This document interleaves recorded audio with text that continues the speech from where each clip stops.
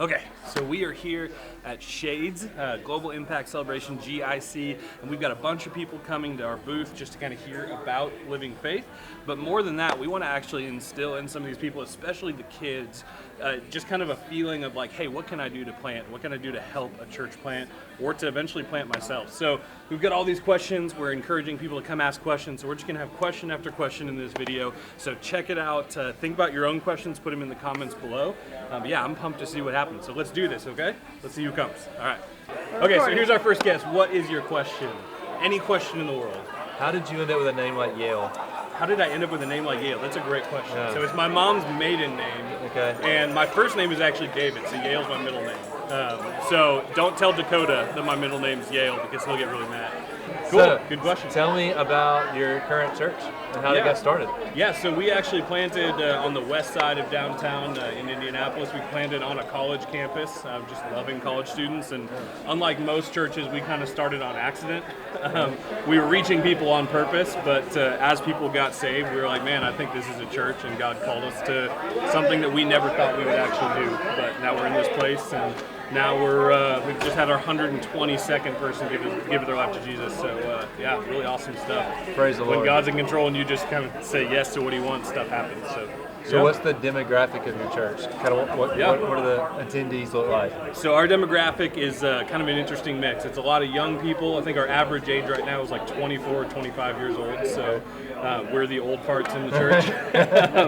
But it's a lot of low-income people, a lot of people who are kind of getting a second shot at life, and a lot of people who are getting their first shot at life who are kind of younger. So we've got an inexperienced crowd that is up for anything, and God is giving them incredible experiences.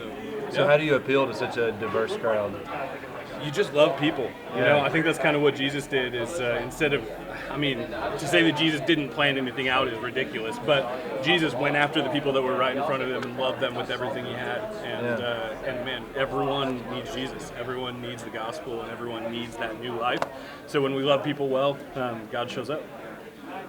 What's your biggest need right now to advance your ministry? Yeah, our biggest need, I would say, I'll say two. I'd say leadership. Every organization rises and falls on its leaders. And we need more people to step up in our church. That's you guys. And just step into leadership and love people more.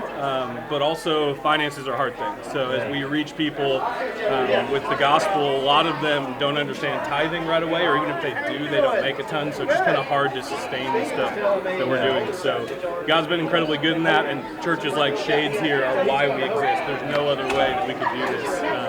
At the very least, we're too hard-headed to give up. So we would exist, but we'd exist in a living room. It'd be very different. So without churches like Shades, there's no way we could do what we do. So. Well, yeah, we're thankful for you and your church, and thanks for coming. Awesome. Thank you so much. All right. That was great. Yeah, it's good. Next one. All right. What's your question? How did you know that God was calling you to plant a church? How did I know that God was calling me to plant a church? That is a great question. He tricked me into it. I had zero intention of planting a church. That was the last thing in the world I wanted to do. But I just saw so many people who didn't know Jesus, and there was no one to reach them. And the Bible says to go. And wherever you are, like in your classes, in your school, in whatever job you have someday, like you are the person to reach those people. And you don't ever know what God's going to call you to. And if you just keep saying yes to what He tells you to do next, then He's going to do incredible things. And you'll probably be like me and look back and be like, how the heck did we get here? Yeah, so did that affect any of your other, did that affect your family or anything? Did it affect my family saying yes to the church? Yeah, so we actually didn't have any kids when we started the church. So they've kind of just grown up in this. But my wife also has a very similar kind of call to ministry. So she's been able to be a part of a lot of the same kind of stuff. And really, God's just been good in sending us where He sent us. Yeah, awesome. Thank you. What's up, man? Sit down. Are you going to ask me questions? Yeah. How's the church coming along? The church is coming along great, man. So the near west side, this is Aaron. Aaron helped us do a bunch of the drywall on the west side. We stayed up until like 6 a.m. one morning. Oh, yeah. We worked the whole night just doing drywall. All night, yeah. Yeah. I do recall the last screw I had to put in. My arm fell and it was done. Oh, no joke. It was crazy. I went home and took a shower and then came back and preached. It was insane. Yeah. So we are at the Studs on the east side, and if you want to come up in a couple weeks. I've got you in my schedule. Okay, all right, so we're putting up drywall. Yeah. We are getting along, and it's just like the first building, that as God provides the finances, then we go to the next step. So, yeah. Good deal, man. I'm really happy. I'm really excited to show up and put forth my skill set. Yeah, and, dude, we are pumped to have you. I'm pumped just to hang out with you for another week, too. Yeah, that's another cool thing about just the relationship of it. So definitely, man. Yeah, I love you, man. I'm glad I you're love able you to too, come. man. Yeah. I'm gonna take off. I was on the view to come and see you guys, man. Good. Did you have a good trip down? We did. Is that your question? No, that is not my question. You get one question. That's it. Oh, okay. We had a good trip. Now get up. No, I'm just kidding. So, you church plant in Indianapolis, but you partnered with a church in Brazil. Yeah. Why Brazil? So honestly, we had another partner church that was like, hey, there's this need in Brazil, and we're like, great. And there's probably other places I would rather go that are cheaper to get to, that might be more like my taste and my thing. But when there's a need that shows up in front of your face, I think we as Christians are the ones who need to take care of it. So seeing this incredible need in Brazil, and Stan and Wendy Metter, who are doing an incredible job there, we just want to get behind cool things that God's doing. And as a church, even though we are a church plant that's new and is constantly struggling ourselves, like we are the mission, the second you think that you are the only mission, you completely lose sight of the kingdom. So we want missions to be at the heart of who we are as a church. All right. Yeah. Because Porto Alegre is not the easiest place to get to. It is not. I have been there. Oh, have you really? Yeah, I have. Cool. How do you get there? I had to go for work. Okay. We were working on a paper mill just outside of Porto Alegre. Guaíba, something like that. Okay. So, cool. yeah. That's great. Yeah, this is the first time I've ever been there. So I've been to Brazil 3 times, I think. Yeah. But the first 2 were we went through Rio and then down through Florianopolis is kind of the main place we were serving. But yeah, now we're in Porto Alegre, and wherever God shows us a need and shows us stuff we can do, we're in. Awesome. Yeah. So, awesome. Thanks. Good to see you, man. All right, come on, sit down. Sit down. So you can ask any question about church planting, and I might not know the answer. I probably won't know the answer, but I'll make one up. And I'm just kidding. So think of any question about planting a church. How long does it take to get a lot of people in your church? Good question. Yeah. So when you start a church, this is one thing you don't really hear about much when you're looking at like the NAM videos and stuff like that. But there's a number called critical mass, where if you have under the critical mass, when you walk into the room, you're like, why are there only 10 people here? And it's awkward.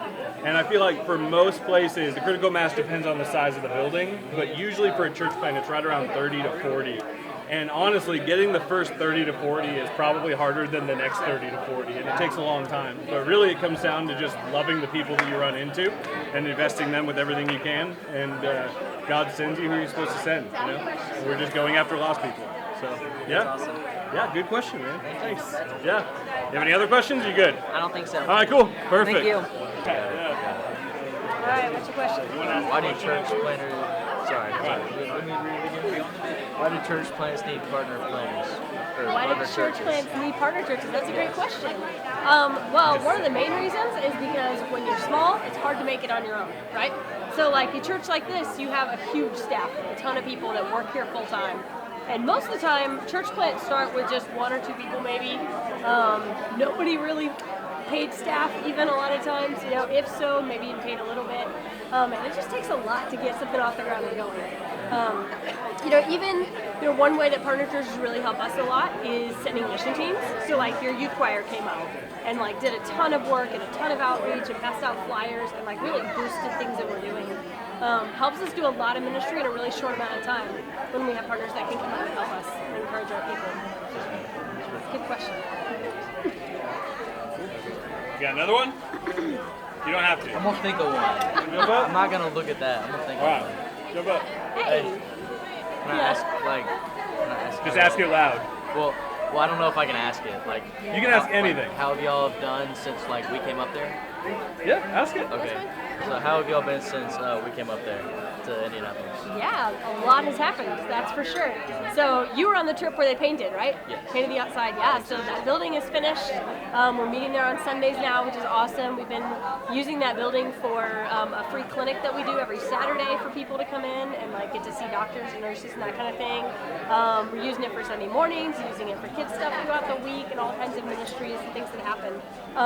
We're also at a point now where in just a couple weeks at Easter, we're going to be starting a second location on the east side of town. Really? Yeah, so starting Easter Sunday, another location. So that's another fun thing. So come back and help with the second location. I want to come back. Yeah. So, how is, I know I haven't been, like, to your church for a long time, but how is it going so far? Like, so far since you've been, that kind of thing? Yeah, things have been going really good. So we've had a lot of ministry that's happened since you were last up there.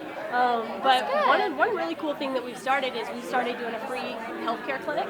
So every Saturday we have a whole team of doctors and nurses that are there and just see anyone from the neighborhood that wants to come in. So it's a really great ministry for kind of the low-income neighborhood that we're in. What else have we been doing? Man, there's been so many different things. You've been up, or you've seen stuff about our Realign conference that we do every year, so that's been going. We're also getting ready to start our second location on the east side of town, so that'll start on Easter Sunday. Yeah, but honestly the most exciting part is we just yesterday celebrated our 122nd salvation as a church. So we've had a lot of people coming into the church and coming to know Jesus. That's so good. I'm really glad to hear that. Yeah, it's awesome. So you got to come back. I will, don't worry. I'm excited to come back. My dad was talking about it, how we need to go visit your church again. Yeah, You do. Yeah, you do. You do. Bring buddy. so good to see you. All right. Okay. So you can ask any question you want. You can ask favorite color. You can ask like whatever. You don't want me to ask a serious question? You can do whatever you want. Somebody asked this question. This is a great question right Okay, here. yeah. All right, so if you could live inside any movie, what movie would it be? I could live inside any movie. Man, that's a really hard question. It's a good question. Though. Yeah, like is it temporary or like long term? It's temporary. Temporary. Okay, then I would probably pick like an animated movie just to see what that's like because I'd have no idea. You know, something that's Like totally Wreck-It different than Wreck-It Ralph. Absolutely, that would be super cool. Just to try it. It'll be fun. I don't know exactly how to ask this question. Okay. But we're talking about, I'm in an intercultural engagement class, and it's like missions class, about like Cool. how... In college or high school? I'm or? in college. Cool. It's my minor. Okay, that's but awesome. talking about how like staying at church planning long enough to like raise up leaders, like how do you, any advice or anything on that? Yeah, for sure. So we, at our church, we're like 100 people as a church, and right now we have 11 people in like a pastoral equipping group, all the way from like 17-year-old to some retired missionaries and that kind of thing. That's incredible. My biggest thing, I would go off of the scripture that just says, invest in faithful men who invest in faithful men. You know, so if you are investing in leaders, find anyone who is faithful. Like people usually look for the skilled, but you can teach people skill. Teaching people faithfulness is really hard. Yeah, so go after the people that are faithful, that are sharing the gospel, that love people well, and just teach them how to do the things that are biblical and right. And God does some awesome things through. Yeah. So how did you feel when I told you that we didn't know that was the sign and it would be hanging in Amelia's room? Honestly, But tell the story. first of all, we thought it was amazing. Tell the story. So here's what happened. We ordered this beautiful sign, Sit and Talk, that we were super pumped about, but it was a custom sign, so it wasn't going to get to our house in time, so we ordered it to their house. But I forgot to tell her what was coming, and so it just showed up at her house, and when I called thought her, it was amazing. she But thought I it was didn't know super where cool. it came from. So Put I it was in. like, that's awesome. I'll give it to my daughter. So it's been hanging in Amelia's room for the last week, and now we stole it and took it away from her, and feel kind of bad. How was the ride? How was the ride? The drive down here? Yeah. Like the ride of life. The ride of life. How's the ride going? Well, you know, driving 8.5 hours with 3 small children is always fun. So, you know, we got to stop every hour. Oh my. That's fun. It was a great drive. Right. It really is kind of a pretty drive, though. Like, once you get, like, into Tennessee and, like, there's the hills, it's really pretty down here. Yeah. We like it. That's good. Y'all leave the really cold and come to the hot. We did. Right? Yeah. We got here and our girls were, like, shedding layers. They were like, it's so hot down here. Okay. So, what's a daily Sunday morning, or like a Sunday morning like at your church? Sunday morning, yeah. So it's going to be a lot like here, except a whole lot smaller. So we have, you know, when you walk into our church, it's kind of one one big space. And so people like to come early, people like to have coffee. We have a lot of coffee drinkers in our church. Hang out and talk and that kind of thing. And then we do our church service. So we have about maybe 75 to 100 people or so on Sundays that come to our church. So it's kind of a small room. We have, kids have their thing that they do, and they have a whole kids service and all that kind of fun stuff. Are they in a separate room, or are they in yeah. worship center with adults? Yeah, so they stay in the worship center with us for while we do worship, like the music part, and then whenever he gets up to preach, the kids go and they have their own lessons and crafts, and kind of like they do downstairs. They do a lot of that kind of stuff. Yeah. Do y'all have a worship team? Is it pretty big, or do y'all have a set one, or do people just volunteer? Yeah, so we have a worship team. I actually lead the worship team. Wow. So yeah, we have a pretty good group of people that help out with that. But it is, we have a band. So I usually lead with guitar, and we have a keyboard and a drummer and that kind of thing, and we do that kind of style of worship. It's good. Our people really get into worship. They love to worship, so it's a fun group to be in. More laid back songs, or is more all of the above. All of the above. Yeah. But a lot of kind of the modern worship songs are what we do. So yeah. Thank you. Yeah. Awesome. Good question. I'm pumped about this question. You just asked me off camera, and I'm pumped. Okay, ask the question. Okay. The question was, if a color could be a personality, and then after that you would say which personality color would be what would it represent against God and Jesus? So the question is, if a color was a personality, then what color would Jesus be? And I think that's a great question. I love that you're getting out of the box like that. So I'm going to get out of the box too, okay? You ready to go with me? So there is an animal called a Mantis Shrimp. This is super cool. So yeah, Autumn's rolling her eyes back there. I love this thing. Have you ever heard of a Mantis Shrimp? So they're super colorful. Look it up. Google it later. It's super cool. But they're super colorful and shiny. And we have 3 things in our eyes that where we can see red, green, and blue. We can see all these colors. So there's the monarch butterfly can see 2 other colors that we can't see. The mantis shrimp can see 17 different types of light, and we don't even know what they are. So there's a bunch of things that God created that are colors that we can't even imagine. So I think if Jesus had a personality that was a color, I think it would be a thing that we can't even comprehend, that we don't even know, because he's so much bigger and so much higher than us. How is the, which location? Irvington, the new one? Yeah. How's that going? It's going really well. So right now we're doing we're doing quarterly gatherings with everyone all together, but we're doing monthly preview services, and we start weekly services on Easter. So it's one of those bite off more than you can chew kind of things. Yeah. God's done a lot through it so far. And we have a guy named Cody coming up. There's a picture of him behind me right there. Okay. So Cody and Taylor are coming, and they're going to be kind of helping pastor that church. So we'll be doing a big launch in September. So we're really excited about it. It's a ton of stuff. There's a lot of stuff we need to do to get it up and running, but we're excited about it. So, yeah. Let's see. If you were as a kid or during childhood and you've grown up in a church and you went through something traumatic, I guess, and that traumatic thing has affected you throughout life, and you feel that thing is messing with you during church and stuff like that. Is it kind of feeling you don't belong because you've experienced this? Yeah. And you feel it's your fault, and feel that God wouldn't forgive you for this traumatic thing happening, and that's why I wanted to ask that question. Yeah, no, that's a good question. And I'll start off by saying you are not the only person asking that question. Okay. You are not the only person in this hallway asking that question. I guarantee you. Because the reality is, we have this lie of the enemy that you are different than everyone else because you've experienced this thing. But the reality is, maybe nobody else has experienced exactly what you've experienced, but all of us have experienced some sort of trauma, some sort of sin to some degree. And that's why people are here. You know what I mean? We have in our heads, especially here in the South, you have in your heads that people who go to church are like those good people, right? They're like those people that have everything together. Like you walk in and everybody's smiling and has their clothes right, and they're all like lifting their hands and singing all this. They know all the words, and like everyone else seems to have everything together. And there's this lie of the enemy that comes in our head of making you look around and seeing all these people and saying, "See, you're nothing like any of them. You don't belong here."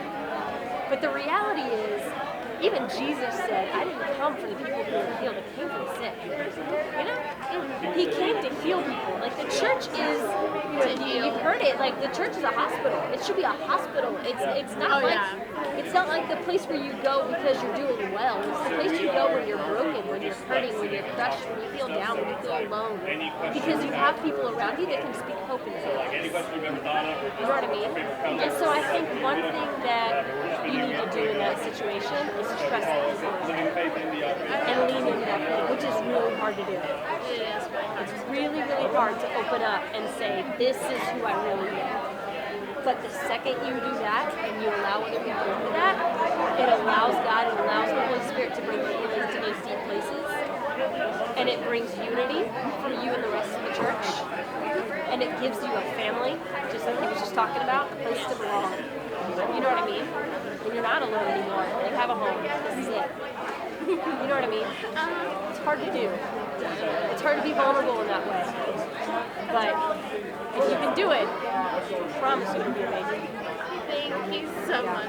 Find at least one person here that you trust enough to say everything to. At least one person. Especially when you said, like, the church is like a hospital. Like, that was really powerful, I guess, because it's like, yeah, no, it's not an actual hospital, but it's somewhere where you can heal. And you can, like find your peace. And just looking around, like, every single person that your eyes see right now is someone who has brokenness and pain in their life. And they're here anyway. Because they know that this is the place where they find hope in the midst of that brokenness. You can find it too. Are you? Yeah. Thank you so much. Well, I guess the ninth grade is next week. So I have a sister who is going to be doing campus ministry next year. She's a senior in college right now and just discerned to go do mission next year. And one of the places she's considering going would be a new plant of that Christian ministry at a new university where it doesn't already exist. So she would probably be a part of a church that already exists, but again, like establishing a new kind of Christian community where there isn't one already. So like, how can I best support her in that, or like what are some things maybe I'm not thinking of that she might need during that time? Yeah, that's awesome. It's a good question. So our church actually does a lot of college ministry. That's actually how we started, was on a college campus, working with a bunch of other college ministries and that kind of thing. And I think the biggest thing is when you're working on a college campus, you get rejected just nonstop. It really is like we figured on our college campus that about 1 out of 100 people we talked to would give their lives to Jesus, which was awesome.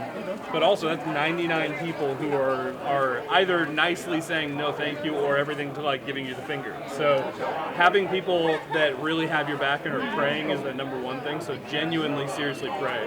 But also just calling her and encouraging her and saying, hey, I know it's hard. I know what you're doing is rough, but tell me the hard stories. Let me sit with you in that. And just kind of sitting with her in the pain is as good as sitting with her in the good stuff. So encouraging her, talking with her, being a sounding board of somebody who can just be like, hey, be real with me. You don't need to be positive. Just be real. Give me the nitty gritty, the hard stuff. In your opinion, from like when you start trying to make it a thing, how long should you give it before you expect it to start feeling anything like successful? Yeah, 50 years. I don't know. I don't know. So we actually have seen a lot of like kind of waves of college ministry stuff where when we first started, there was like nothing and then a couple people and then a little bit more. And then we had this wave of like 15, 20 people in 1 year that we kind of like built on more and more. And then when COVID hit and we lost 2 full years basically of college ministry, we almost had to start over. And really, as soon as you start to lose some people, it's hard to build on that. So I think it really kind of comes down to just how God's moving. And I've seen some college ministries that are doing an incredible job and running hundreds. And I've seen some college ministries that are genuinely doing an incredible job and have 3 people. You know, so I think it's kind of hard to tell what it's actually going to be, but when you're faithful with little, God gives you more. You know, so just encouraging her, even when you have the 3, like the Bible says, invest in faithful people who invest in faithful people. And if you're really investing hard in 3 people, I know God's going to do a huge thing. Come on, sit down. Okay. How did you come up with the name Living Faith? How did we come up with the name Living Faith? That is a great question with a terrible answer. Oh. Yeah, it's really not a very good answer. What is it? So the church that planted us used to be called Chapelwood, but every church in the area was called Chapelwood, or Chapel this, Chapel Glen, Chapel Rock. It was all Chapel something, and it just sounds super Christian-y.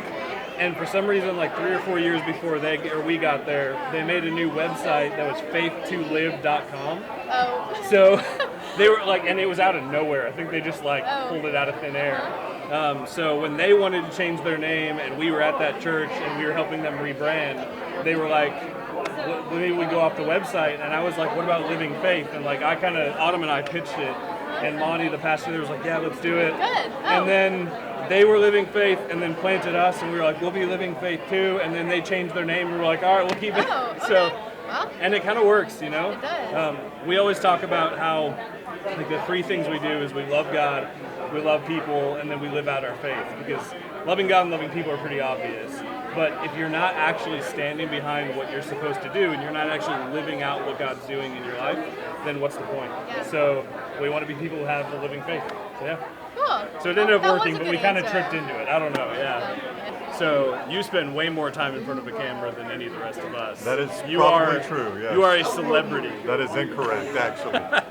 It's a very loose definition if you try to use that definition. Well, I know you. So. Yes, that's true. That's Yeah. right. You're Indianapolis famous. I know. Well, no, that's definitely not true. I might be more Shades famous than That's him. true. No one knows me up there. I'm just some random dude. That's true, Yeah. but you went to the national championship game at That's Lucas true, Oil. because I had a friend that had tickets and handed them to me. Always yeah. need a friend with That's tickets. true. You right? always need a friend. Right. Yeah. All right. Yeah. So, in a church planning process, if there's one thing you've experienced that you could experience every day for the rest of your life, what would it be? Man, that's good.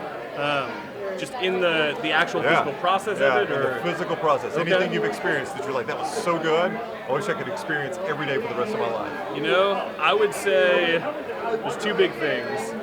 God showing up in people's lives and God just showing up in the circumstances. Really, like, all the things that we lean back on are that. Like, when I feel like pretty often we get to tell pretty cool stories down here, just of things that God's done, and when they happen, like, it's not like we're like, oh, there's another one. We're just like blown away. And like, there's so many people that I like will look at or talk about, and I just start tearing up because I saw where they were and then I saw where they got to, and it is just so fun and so cool to see somebody who was a complete enemy of God who is now like shouting His name. Or seeing people who are completely broken and far from God who are now like leaning on Him in the midst of it.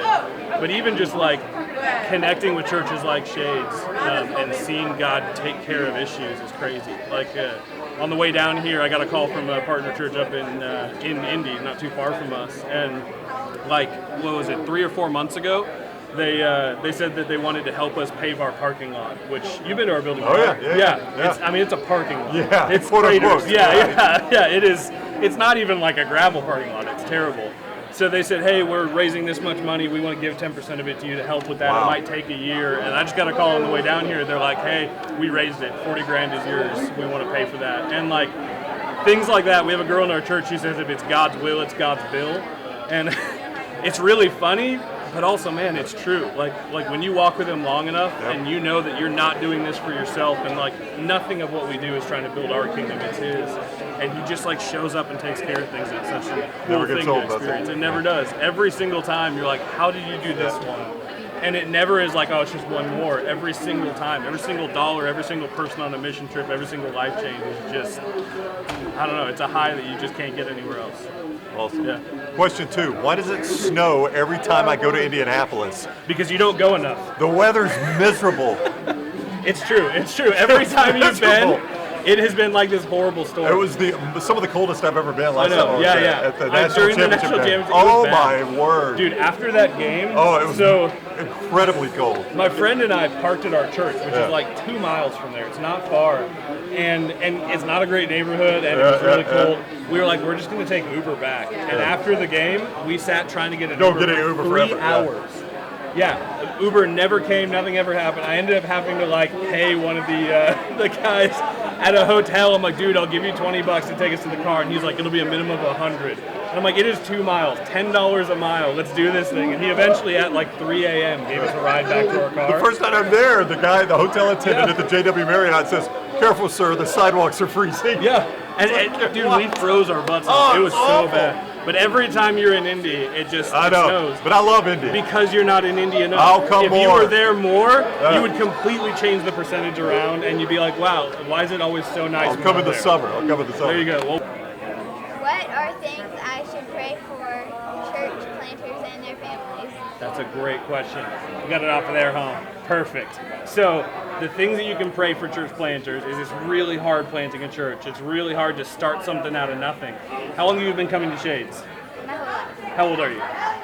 10. 10. So you've been here for 10 years and you've seen a bunch of things change here, right?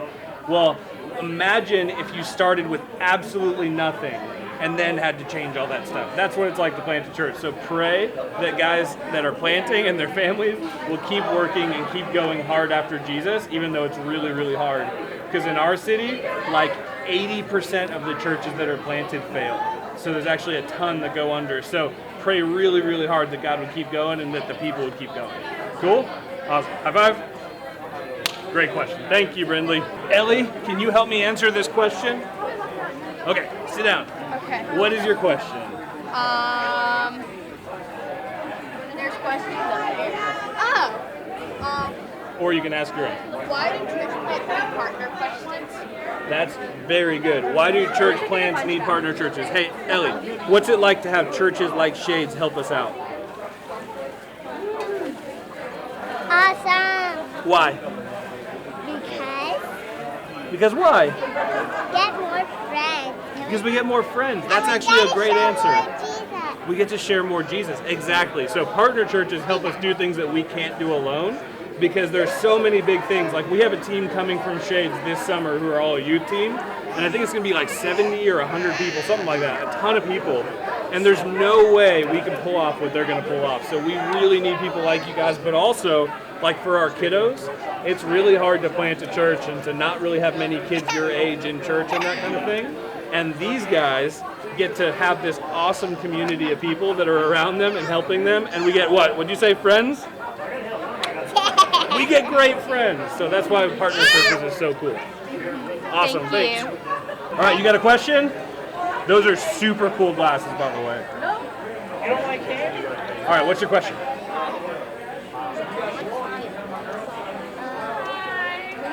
What are things I should pray for church planters? Good question. What are things I should pray for church planters and their families? Great question.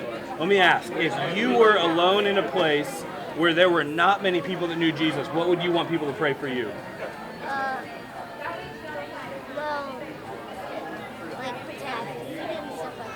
Pray for what? To have food and stuff like that. To have food and stuff like that. Exactly. So the things that you would want prayed for you are the same things you can pray for them. So right now we're surrounded by a bunch of people who are planting churches all over the country. And if you go a little bit farther down the hallway, all over the world.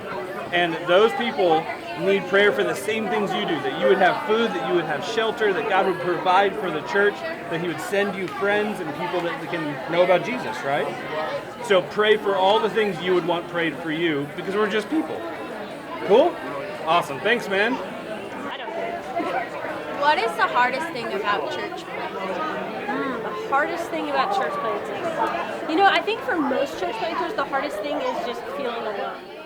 You know, like usually when you're planting a church, you're going to a new place. You know, you probably don't have family that are all around you. You know, you may even have a small church, so there's not a ton of people. Like here, you come to church on Sunday and you have a ton of friends. Like even if a few people are out of town, you have a ton of friends, right? Or, you know, you go to school and you know everybody there because you've been here for a long time. But when you're planning a church and you're moving to a new city, you know, you're having to learn everything again. And so I think there's a lot of church planters that really struggle with loneliness and just feeling like, I just wish I had a close friend. That's one of the hardest things. I would say another really hard thing about church planting is just knowing that you don't really know what you're doing. You know? Like you think, oh, if someone's going to go be a missionary or a church planter, they probably have this whole like plan of what they're going to do and how to do it, and they know exactly what to say and have all the right answers. But most of the time, you're just someone who just said yes to God, you know? And that's it. Like, I don't have any special, you know, training or like perfect answers to everything. And so a lot of times, you know, you're just like, okay, let's try this and see if it works. And it's just a little scary. So I think that's the hardest things. Hi. Hi. I'm good. I'm good. We were watching the football game, and it was like, oh, that's the hotel we stayed in. That's where we were. And so I'm sorry. Thought of y'all. I know that city. Yeah, I've seen that city. Yeah. Okay. Okay. Here's a question for you. Yeah. How do you handle childcare? Like if you're a church planter, yeah, and you have smaller numbers there, so do you just let all the kids hang out together and you just cry baby or what? Yeah, that's a great question. And I think that's, if you ask all the church planters around here, everyone will probably have a different answer, and the answer is probably going to start with, gosh, I don't know. What are you doing Friday night? Yeah, exactly. I don't know, you want to come out for a weekend? You know, I think when it comes to like church events and that kind of thing, we just let involve our kids. So a lot of things that we do as a church, you know, like if we're going to have a worship night as a church, we just involve the kids and we make sure that there's at least something, some aspect of it that we know is going to engage their hearts. We try really hard. Sometimes we have times where like the kids are in another room and they're just playing or doing their own thing, because sometimes kids just need that. But we really, you know, especially for our family, we just strongly believe that God has called us as a family to ministry. He hasn't called Yale to be a pastor. He hasn't called just me and Yale to church planting.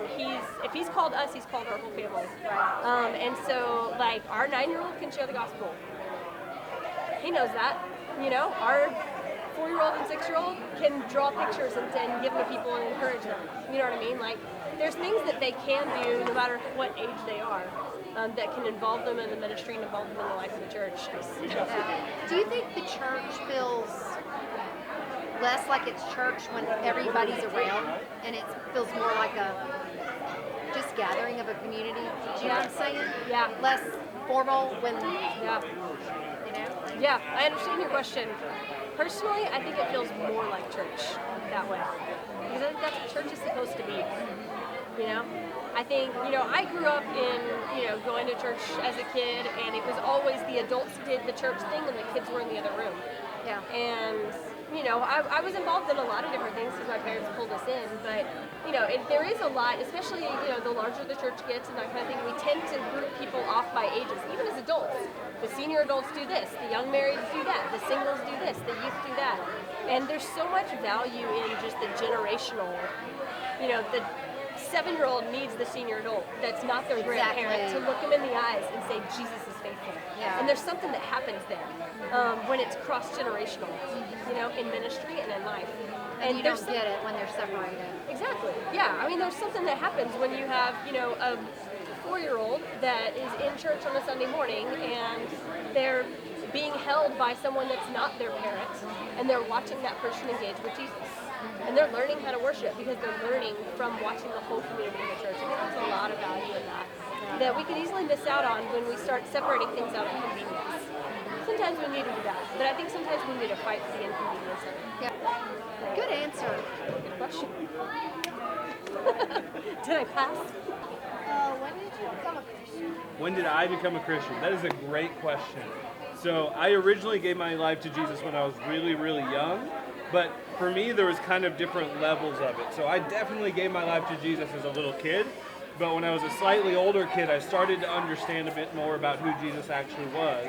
And then when I was about 17 or 18 years old, I really, really committed to walk with him with everything.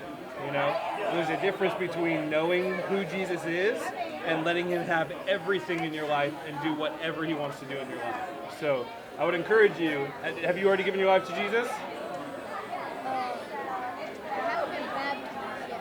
Okay. But you've said yes to Jesus. First off, that is awesome. But then I think there's going to be different areas in your life where you need to say yes to God in an even bigger way. So I'd encourage you, when you get to those times, say yes, because he will take you places that you would never even imagine and do cooler things in your life than you could ever think of. Cool. Awesome. Thanks, man. This is going to be great. Okay, so I've got a camera, so obviously I'm an expert. Okay. No, Yeah. I'm just kidding.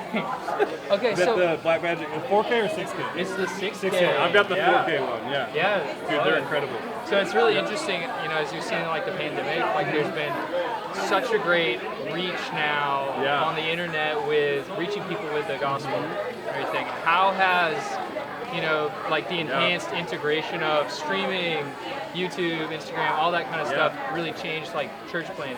Yeah, that's a great question. So we are unlike, I think, any church I know of. We did streaming when COVID first hit, when no one could come. And then we were like, well, we'll keep it going because we were a church plant. We couldn't afford anything before that. And there was actually this grant that we got that was a $6,000 90/10 grant. So we bought 2 Blackmagic cameras. Like, we went all out. Like, we did it well. And after like a month of people being back, we realized people were like, well, we're just going to consume church online. It was more of like a, I'm going to take it in and then leave thing. So we stopped doing the live stream. I think we're the only church I know of that started and then stopped because we just care so much about people being a part of the church. So we're stepping it up on the YouTube side and they're like telling stories and like just getting good God moments on film and pulling back on the stuff that we like you can replace church with, if that makes sense. Kind of like creating this hook. Where you're like, hey, like this is a short little snippet of what the gospel's all about, like what this church is all about. So come be a part of it. Yeah, and it's kind of like the Roman road in Jesus' time. But like before Jesus was there, like if he would have gone 100 years earlier, even if he would have come 100 years earlier, the word wouldn't have gotten out nearly in the same way because the Roman road got him places. But if his whole message was based on the way that he got the message there, we'd miss the whole thing. And I think we have this opportunity with camera and video equipment and all this stuff, like to be able to reach the gospel out. But we also have this opportunity, not in a good way, to completely quench the gospel by making it all about the wrong things. So you got to figure out where the balance is, and I'm sure we're screwing it up in some way. But yeah, that's a great question. We're trying as much as we can to use the avenues we have without messing up or watering down the gospel in any way. It's always cool to see how creative people get, with using the tools at your disposal to just be like, it's always comes from this heart where you're like, look, everything that I do is going to be about sharing this gospel. So like, give me whatever resource it is, and I'll turn it into a way to reach people. It's like a tool. It's not the end all be all. Making it all about the main thing, not about the tool so much, but it's like, hey, I got this tool, so I'm going to use it for I love it. Exactly. So hi, Kaylee. You have a question? Would you let us know it's coming? Oh, you fell. What's your question? I don't want to do the camera. You don't want to talk to the camera? Let's pretend it's not on. What's your question? What? Joe? The question is Joe. Are you watching this, Joe? John? John and Joe, are you watching this? That's the question. I hope so. I hope so. All right. Knowing you guys for so long and how long y'all have been friends and the relationship we've got, y'all are definitely a family of faith, and God continues to work in y'all's life over and over because you are faithful. And so that's probably one of my biggest things is I say I'm faithful, and I think I am. I know all the answers, but am I really acting? Because sometimes it's hard to sit in the chair, you know? So how do you get past that? How do you not focus on the what ifs and how are we going to do it, and how do you just focus on the yes? Yeah. When I was in high school, I had this media class where, like, for some reason the teacher, I know why now, did like this leadership development stuff for the whole first week, and we did trust falls. Have you ever done a trust fall? Yeah. So she started by like having you stand like this with a person here, and then you fall like a foot, and then you got bigger and bigger, and then eventually we had a person on a table who fell all the way off the table into somebody's arms because they're, they know that the person behind them is going to catch them. And I think it's the same thing with God, where if he tells you, hey, trust me, fall, and you don't do it the first time, then you'll never even have an opportunity to fall bigger. Like, if you're not saying yes to the stuff, why would he even ask you to fall again? But as you say yes and as you fall into those things, like, he'll call you to bigger and bigger and bigger things.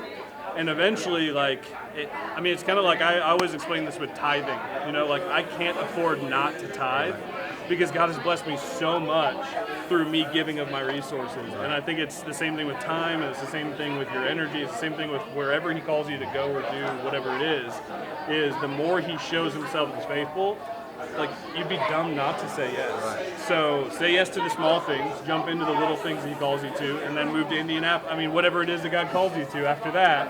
I knew that was coming. Yeah, I know. Then that stuff becomes second nature, and you couldn't even, like, we're at the point, and I'm sure there's still stuff that God's going to blow our minds with that we're going to like hold on to and have a really hard time letting go of. But like, I feel like we would just be dumb at this point to look at everything he's done and not be like, he's going to do this next one. You know, like, how can this not happen? So whatever that first thing is, just say yes to it, do it, and he'll give you more.